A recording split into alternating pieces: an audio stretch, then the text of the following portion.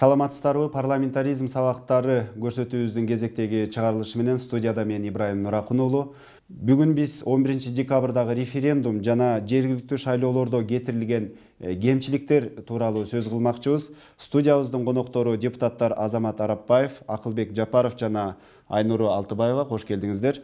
Маегибизде баштаардан мурда адаттагыдай эле жогорку кеңештин жыйындар залынан алынган тасмабыз бар. Көңүл бурсак.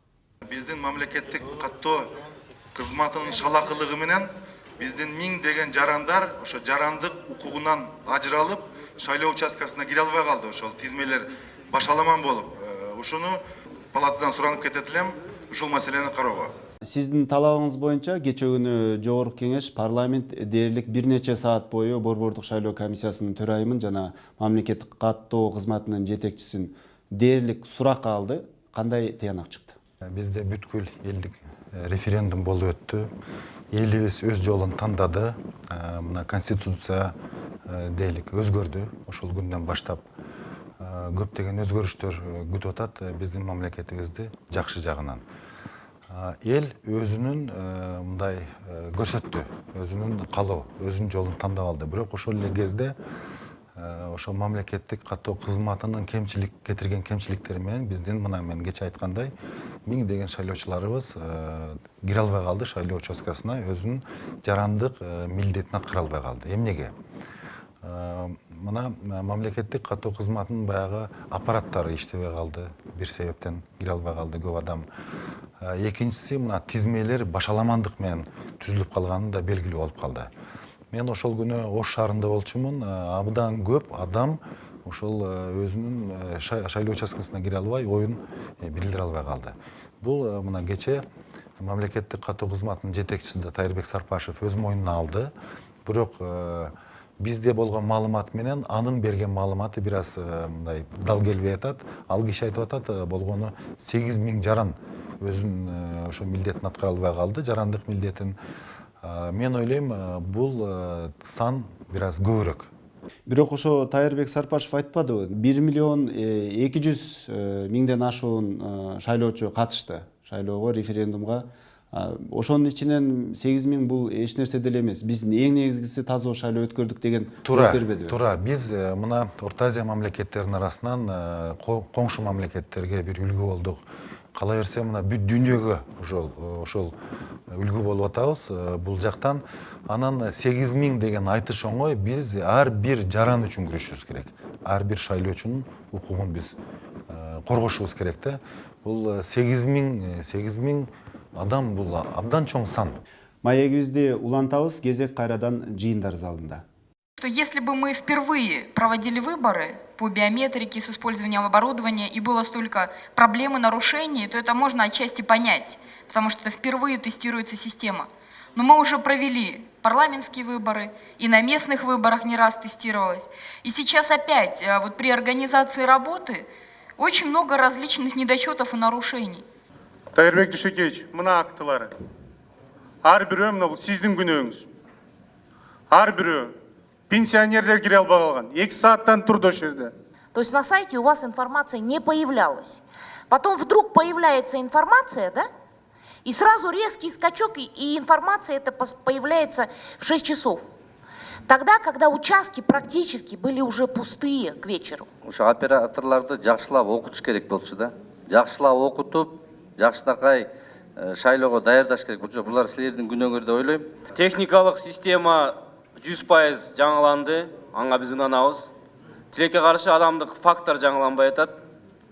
Ошол операторлар, ошол эле аймактык шайлоо комиссиясындагы, участкалык шайлоо комиссиясындагы мүчөлөрдүн мыйзамды толук билбегендиги аксатып атат. Протокольный поручение берсек, ошол фактылар боюнча юридикалык баа берсе. Жана башка бу жерде айтылган ар бир фактылар боюнча юридикалык баа берилип, башка прокуратура изилдеп чыкса.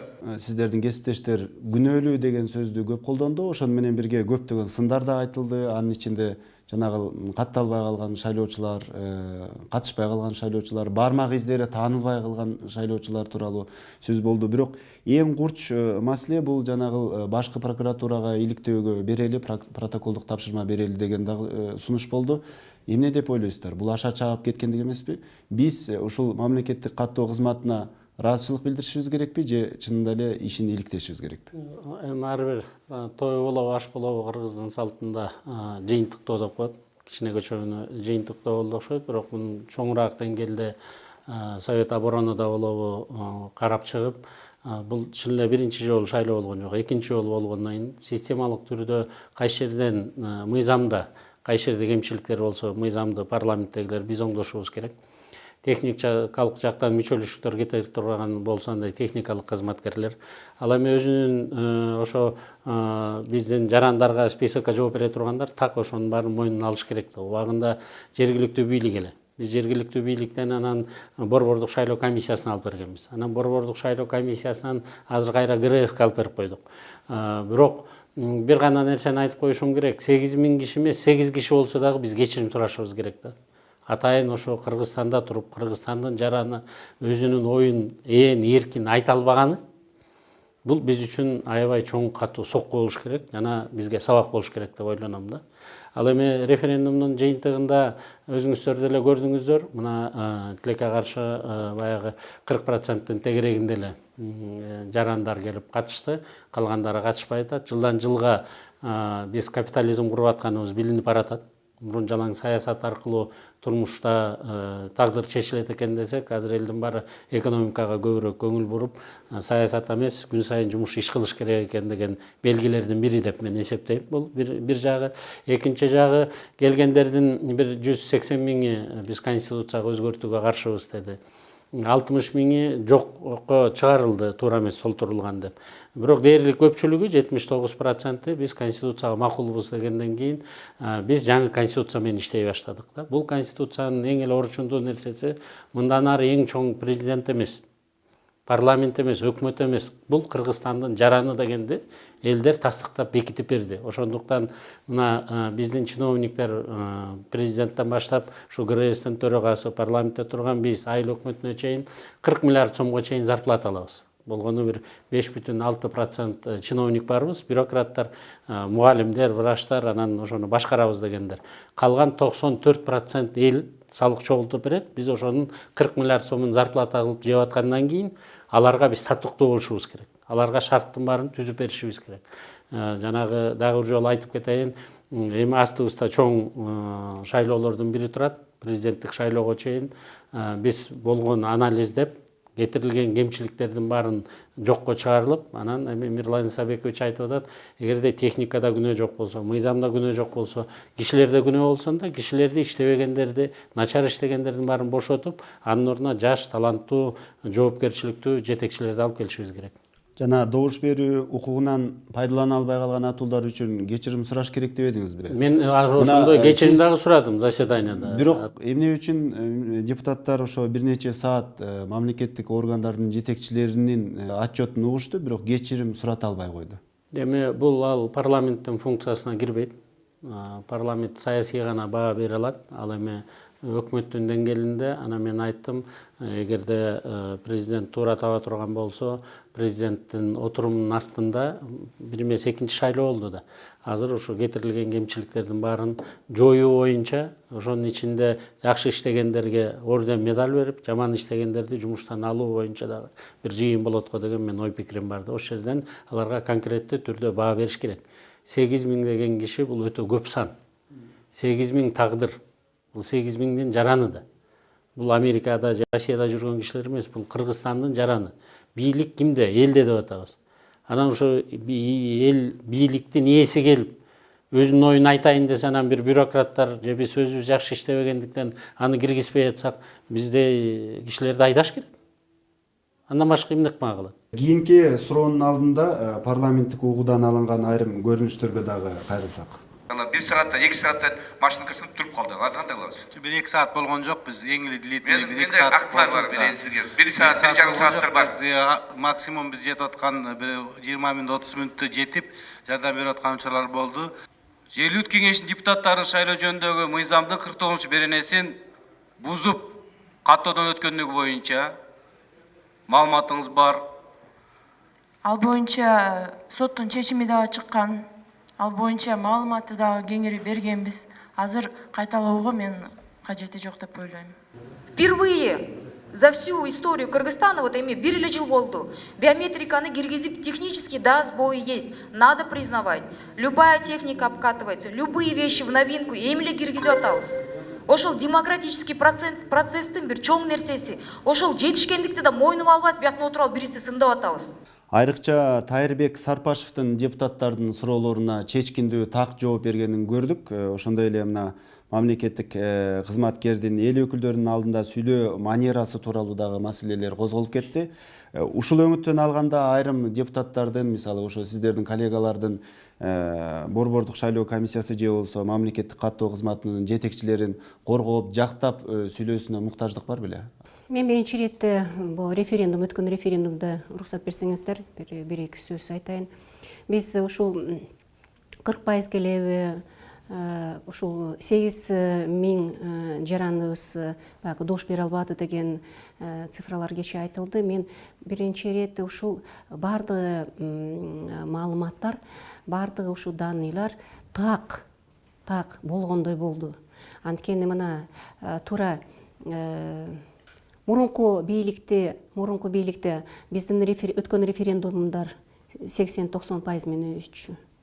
Азыр ушул канча адам макул дош бердиби, каршы дош бердиби, бирок келип өзүнүн жарандык позициясын билдирүүгө мүмкүнчүлүк болду. Тилекке каршы баягы эми техникалык сбойлор болду. Ал кечээ техникалык сбойлор боюнча аябай көп айтылды.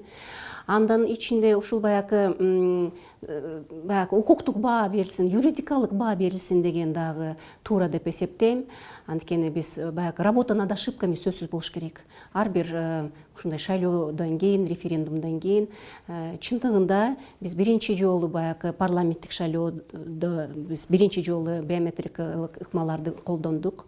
Ал эми быйыл ушу март айында, 2016-жылдын март айында айылдык кеңештерге, шаардык кеңештерге, жергиликтүү кеңештерге шайлоо биринчи баягы этапы өттү. Азыр мына дагы экинчи этапы өтүп, бир күндө референдум өттү. Чындыгында баягы техникалык сбойлор боюнча айтылып, биз кечээ дагы ушул жөн эле тактыстабай эле баягы жоопкерчиликке чакырбай эле дагы эмне кылыш керек деген да, работа над ошибками жүргүш керекпиз.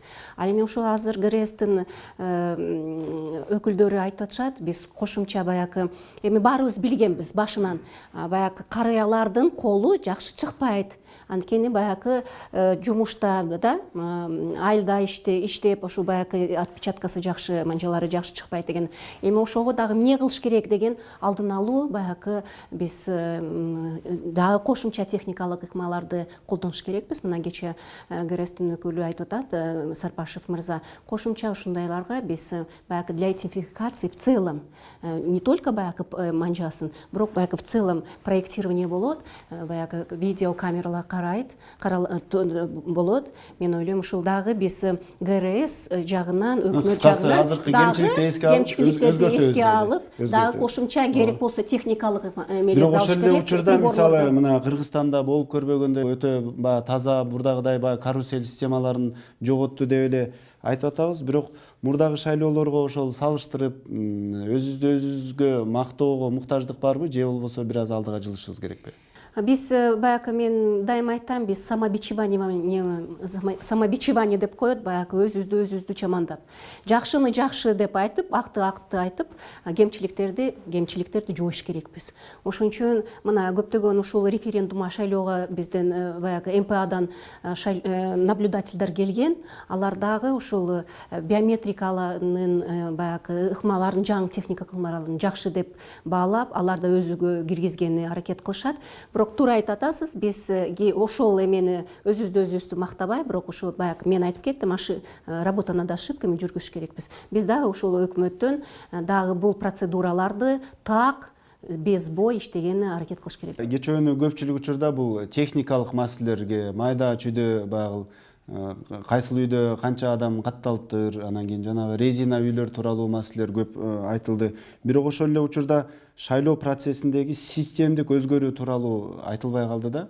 Мисалы айрыкча шаардык кеңештеги шайлоолорду канча партия катышканын, канча убадалар айтылганын, канчалаган белгисиз саясатчылар ошол ат салышканын көрүп туруп, бирок ошол шайлоо системасын системдик өзгөрүү тууралуу сөз болбой калды. Кыргызстан мындан кандай сабак алыш керек деп ойлойсуз? Кечеги күн тартибиндеги тема башка болчу, сиз айткан ал башкача. Бирок мына кечеде көрсөтүлдү, кимдин программасы жакшы болсо, кимдин кандидаттары мындай элге кызмат кылып белгилүү болсо, ошол партиянын өкүлдөрү, ошол партиялар көбүрөөк добуш алып калды. Мына азыр ошонун бардыгы ачыкка чыгып атат. Демек, саясий топтор, саясий партиялар мындан дагы сабак алыш керек. Мына келечекте элдин көңүлүн эмне менен алыш керек? Жөн эле сөз мененби, же кылып аткан жумуштар менен? Бул бүгүнкү замандын талабы.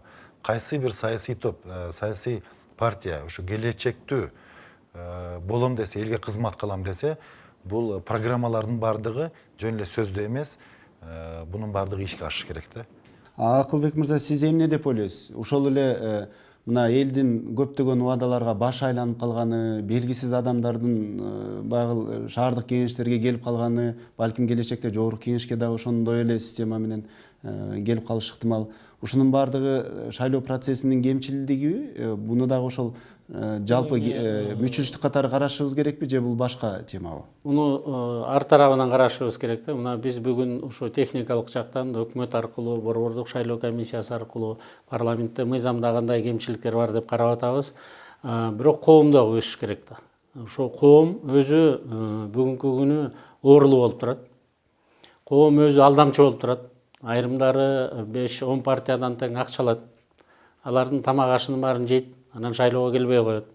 Же болбосо келсе тескери дагы бирдемеге берет. Өзүнүн мына укугун тактынакай өзүн жакшы башкара турган партияларды, кишилерди шайлап алганын ордуна ошо кичинекей 100 грамм арака же 1000 сомго дагы алданып атат. Бул коом дагы өзү өсүш керек да. Биз элге болгон талапты дагы келип өзүнүн укугун ошо сатпай тургандай механизмдерди дагы ойлонуштурушубуз керек да. Мен биздин салттарды карап көрдүм. Илгери бир үй бүлөдөн бир киши барып шайлачкан. Канча үй бүлө канча киши жашаса, ошончо чүкөсүн алып, кармап алып, анан барып бийди шайлайт экен да. Бирок ошол акыл эстүүсү, өзүнүн абийирин сатпай турганын үй бүлөдөгүлөр өзүлөрү чечип, атасы болобу, апасы болобу, же эң улуусу баласы болобу, ошого дагы шайлап, биринчи этап ошондой тандап алып, анан өтчү экен да. Америкада өзүңүздөр көрдүңүздөр, 528 эле выборщик президентти шайлайт. Бүт эл шайлабайт. Демек, биз дагы шайлоо системасында бүт баарын тең шайлайт деп коюп эле, анан кайра ошо шайлоочунун өзүн дагы тарбиялабай койгонубуз туура эмес деп мен ойлойм. Илгертеден бери Кыргызда койчуну койго койчу, уйчуну уйга койчу. Ошо сыяктуу эле элди башкарганда эң кыйындардын арасынан мыктыларды тандап алып, анан ошолор өзүнүн сөзүнө туруш керек да. Кыргызда сөз бар эле да, адам баласын сөз өлгүчө өз өлүш керек деп. Бизге бул көнүмүш адат болуп бартат. Бул боюнча дагы ар бир саясий партия өзүнчө жыйынтыктарын чыгарар. Биздин бир бол фракциясы 2-3 эле жерде чечим кабыл алып, 2-3 жергиликтүү бийликтеги эле жерлерде катышканбыз. Калгандарын калган партиялар өзүлөрү дагы өзүнүн жыйынтыктарын чыгарат го деп. Системдүү өзгөрүү жолунда мисалы партияларды ирилештирүү, жанагы босого пайызды көтөрүү, 9-10%ке чейин көтөрүү, ошондой эле күрөөнүн мисалы көлөмүн көтөрүү, ушул сыяктуу кадамдарга барат белеңиздер, сиздер колдойт белеңиздер? Мен жакында Израилга барып келдим. Израилде 1,5% алган партия дагы парламентке кирет экен. Эми Израиль деген өлкө канча мусулман өлкөлөр менен согушуп келатат да. Анан ошол жердеги парламенттерде 11 13 партия бар экен. Сураштырып көрдүм да, бул кандай силердики бир эки эле партия болсо деле болбойт беле десем, жок. Бизде ошо 1%тан ашык ким добуш алса дагы ошонун өкүлдөрү парламентте өзүнүн ой пикирин бөлүшсө болот эле дейт. Ошол сыяктуу мен жеке оюмдагы элдер кимди шайласа ошолор мүмкүнчүлүк алып парламентте ойлору менен бөлүшүп, бирок көпчүлүк чечкенге баш ийгенге үйрөнүшүбүз керек да. Мына референдум болуп өттүбү, конституцияны кабыл алдыкпы, эми ошо конституция менен жашаганды үйрөнүшүбүз керек. Ага чейин өзүбүздүн оюбузду айтайлы, бирок чечим кабыл алынгандан кийин мыйзам болобу, токтом болобу, президенттин указы болобу, ошого баш ийип үйрөнбөсөк, биз эл катары жок болуп кетишибиз мүмкүн да. Ошо талкууда мына мисалы ошол шайлоо мыйзамдарында өзгөртүш керек. Депутаттар дагы бир кайсы бир деңгээлде кадам жасаш керек дегендей пикирлер айтылды да. Буга кошуласызбы? Ибрагим мырза, мен ушул конституциялык мыйзамдар боюнча комитеттин мүчөсү катары айтып коеюн. Азыр баягы сиз айткан шайлоонун системдүү өзгөртүү маселелер бизде биздин комитетте, профильный комитетте каралып жатат. Бир мыйзам долбоору турат. Ал депутаттар баягы айылдык кеңештердин шайлоосу партиялык тизме негизинен өтсүн деп. Дагы бир параллельно мыйзам долбоор түштү. Ал жерде жок, азыркы системада чындыгында партиялардын ролу чоң, бирок айрым айылдарда партиянын жыты да жок. Партиялык строительство деген маселелер да вообще эмеси каралган жок ошо айылдык эмесинде, деңгээлинде. Ошон үчүн бир тобу мыйзам долбоорун даярдап келишти. Жок, ошо эски мажоритарная система калсын, бирок баягы өзүнүн баягы өзгөчө лөгү бар деген эки мыйзам долбоору бар. Мен ойлойм, сиз айткан баягы системдүү өзгөрүштөрдү баягы маселеси талкууда, жогорку кеңештин профильный комитетте бул эки мыйзам долбоору каралат. Андан сырткары мына депутаттар, эл өкүлдөрү сиздерге дагы бир сын айтылып кеткендей болду Борбордук шайлоо комиссиясынын төрайымы тарабынан. Эгер депутаттар сиздер жанагы добуш берүүнү сатып алууга бөгөт коюу жөнүндө мыйзамды кабыл алып бергениңерде, азыркыдай мыйзам бузуулар, мисалы 11 декабрдагы шайлоолордо добуштарды сатып алуу болбойт эле деп ушундай бир сын айтылды да. Ушуну кабыл аласыздарбы? Бул мыйзам долбоору чындыгында биздин профильный комитетте каралганда, айрым ушу комитеттин мүчөлөрү, партия фракцияларынын лидерлери комитеттин отурумун блокировка кылып, келбей коюп, кворум жок болуп, мыйзам долбоор өтпөй калды. Туура биз негизги ошо биздин шайлоодогу терс бир көрүнүштөрдү жоюш керекпиз. Добушторду сатуу деген маселе, проблема көйгөй бар. Анын үстүндө мен ойлойм, ушул аз күндө бул мыйзам долбоору кайрадан ушул комитеттин отурумунда каралып, биздин коллегаларыбыз колдоп беришет деп ишенем.